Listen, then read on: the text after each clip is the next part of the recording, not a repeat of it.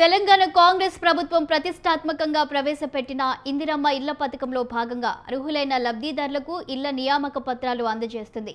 ఈ నేపథ్యంలో ఎక్స్ వేదికగా మంత్రి పొన్నం ప్రభాకర్ ఒక వీడియో విడుదల చేశారు. లబ్ధిదారులు ఇందిరమ్మ ఇల్లు నిర్మించుకోవడానికి ప్రభుత్వం విడతల వారీగా 5 లక్షల రూపాయల సహాయం చేస్తుందన్నారు. ఇళ్ల నిర్మాణం కోసం 8 ట్రాక్టర్ల ఇసుక ఉచితంగా ఇస్తుందన్నారు.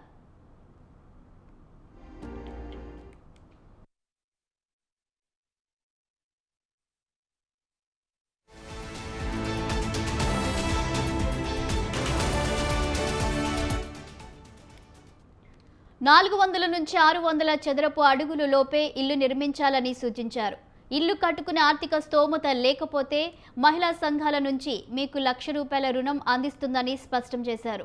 10 సంవత్సరాల తర్వాత ప్రజాపాలన ప్రభుత్వంలో ఇందిరమ్మ ఇల్లు వస్తున్నాయని అన్నారు.